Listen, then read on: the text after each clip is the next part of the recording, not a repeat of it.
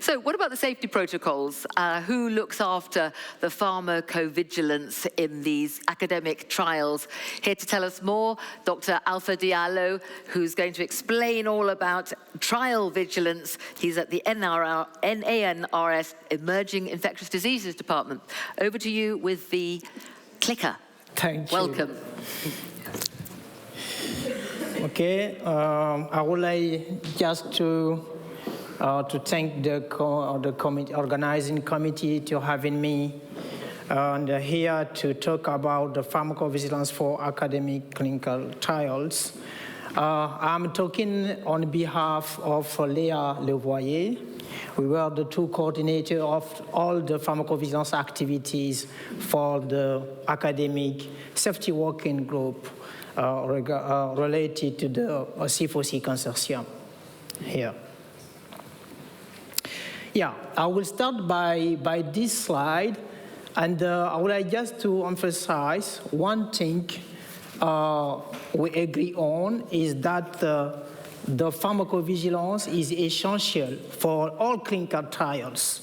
It requires, I would say, specialized and well-trained resources, and also requires specific tool to have a safety database on all the tools we will need to implement pharmacovigilance activities.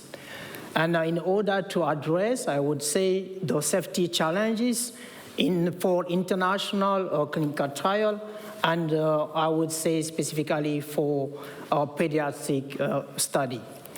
And that is a very, very key point to address the safety of participants to be enrolled in clinical trials.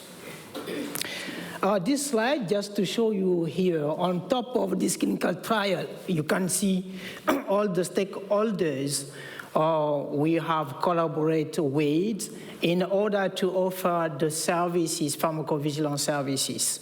Some of them are long-standing partner, very historical collaboration with the INRS in the context of HIV clinical trials. And now, with all the expertise we have gained with the C4C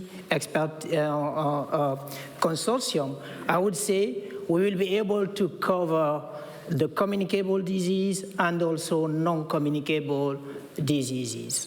This is the reason why you can see here in 2012 we have already this collaboration with the Penta Consortium for conducting clinical trial in HIV. If I can summarize this slide, I would say all the services we can be able to offer here as supporting clinical trial in pediatrics setting, we can compare these services as the Swiss knife pharmacovigilance services.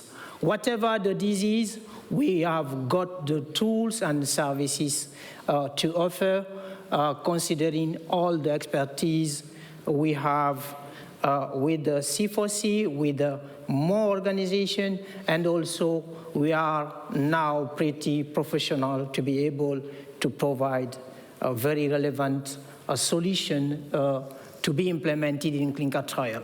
I will not detail all the services we have here, and I would like just to emphasize the fact we work together with all the national hub PV responsible person to be able to build very agile and flexible services can be offered for the sponsor.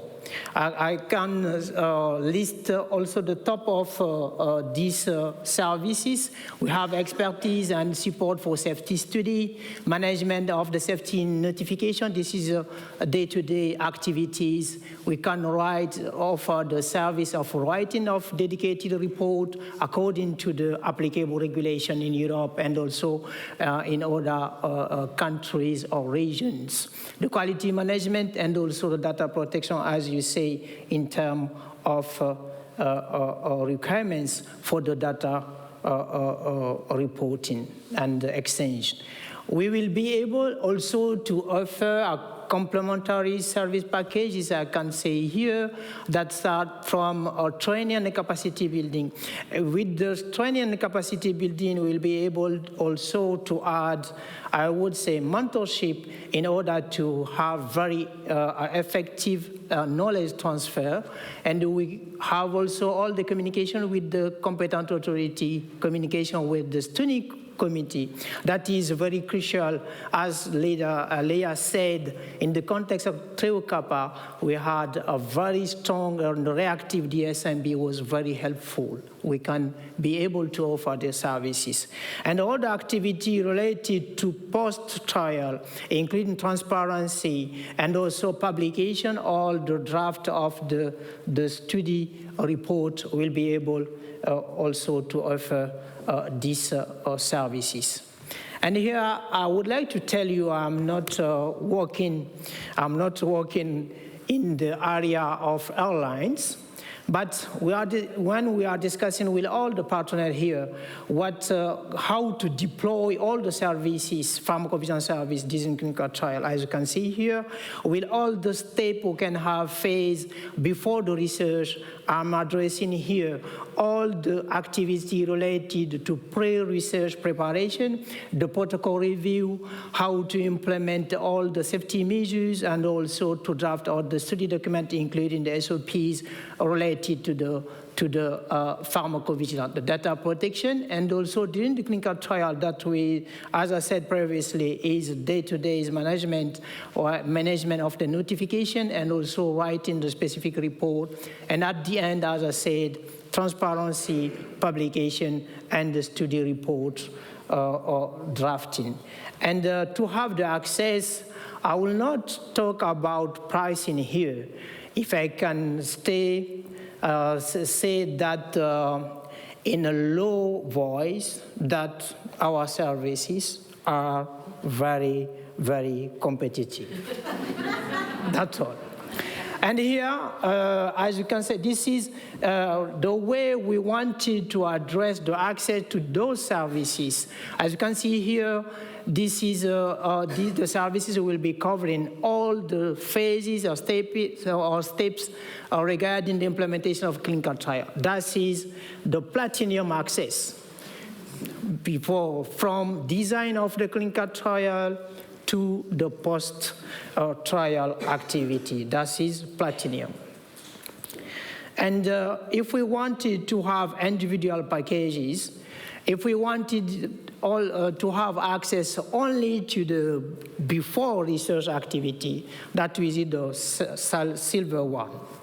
Okay, and if we wanted to have all the services developed, including during the research and the post-research activity, that will be gold or access to those the services developed here by the C4C consortium.